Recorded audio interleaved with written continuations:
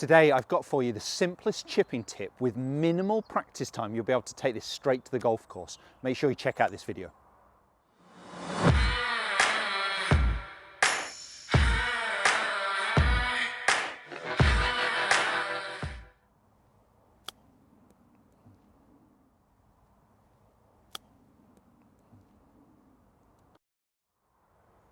Jon Watts here from the TruGolf Academy. You've joined me out in my short game area, and today's video is actually going to be a real simple one to improve your chipping. Minimal practice time required to take this feel to the golf course. If you're new to my channel, you haven't already, please do consider subscribing. If you hit the little bell icon, it just notifies you every time a new video goes live. And I'm putting lots of short videos on my social media channels as well, worth checking me out on there as well. Info just coming along the bottom. So minimal practice time needed to improve your chipping. We're talking here about a chip and run, bump and run, getting the ball on the ground a little bit sooner and then releasing.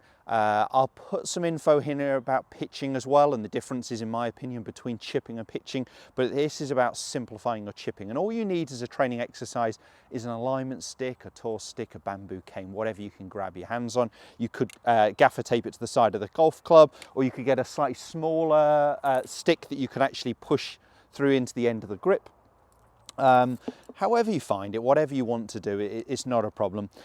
What we're trying to talk about here, as I said, simplifying chipping. So what I really want to do is set my angles of my hands, so my hands leading the golf club slightly, and I want to maintain that. So this, if we're teaching a beginner golfer, we'd say set your letter Y and keep your letter Y on the way back and on the way through, and that is the angle from the arms to the club shaft. You may well have heard that before, but this is a great exercise to try and give you that feel. So in my opinion, if we can set that angle and then just keep our body rotating, dominating with our upper body and our core. Yes, there is lower body in there. We're not fixing our lower body, but just utilizing our upper body. I can keep this cane away from my body. So what I'm trying to get the feeling of here is that I set that angle with the cane just slightly away from me, and I keep that gap, and I keep that gap on the way through. Now, I wouldn't mind if you created more angle and then held. That is going to deal off the golf club a little bit more, but as long as you know what that's doing to your ball flight, and as long as you do that every club, in my opinion, because there are good chippers who choose one club and they vary how hard they hit it to different flags. I've got 3 flags here.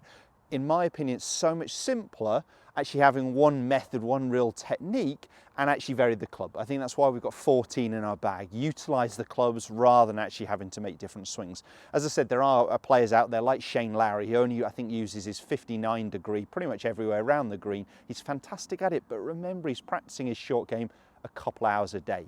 So to simplify this, what I'm really discussing here is get the ball on the ground sooner, get the ball to run and release more like a putt. And I want to get the feeling with this tour stick that I'm setting the angle and maintaining the angle. If you're someone you want a little bit more hinge and hold, that's absolutely fine.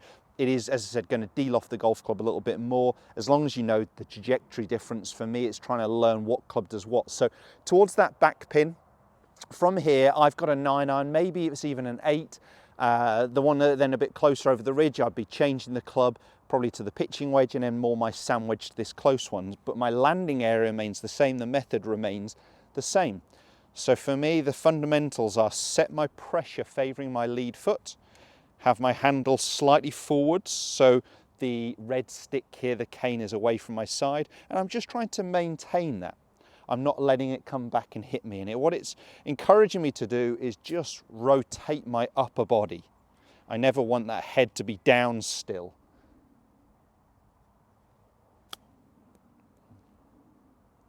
So landed about where I wanted. I did end up bumping myself on the way through. You may find you get that with these tour sticks. Obviously there's some flex in them. And as you strike the ball, and that want to hit ball then turf, which is fine, there's that little bit of a kickback into it. Not a problem. If you had something a little bit stiffer than this, if it was a bamboo cane, you shouldn't perhaps get as much flex in there. But it's the sensation that my handle is maintaining forward. You'll have seen from this angle, there was very little hand action through impact in there. I'm just sort of setting the angle, setting my pressure left, favouring my lead foot, and then just rotating my body. Same landing area, Same results, nearly went in.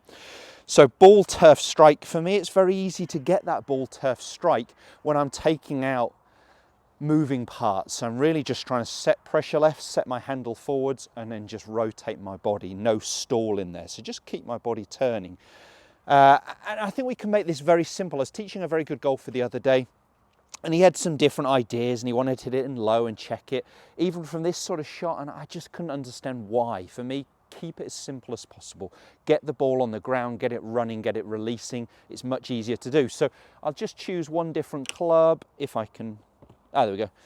So more my sandwich, I got my 58 degree. Go into this closer one. I'm not trying to give myself good lies here, just wet, wintry, slushy lies. You can see this is the low point here, so it's quite muddy, it's quite wet. I've really got to try and guarantee strike. And it's about the length that we play in our semi-rough areas. So cane's still up the side of the golf club. I do one with the cane, one without, and just get that feeling of set the angle, turn my body. You'll have seen from this angle, set that angle, turn my body. No real hand action. Oh, I just didn't hit it hard enough.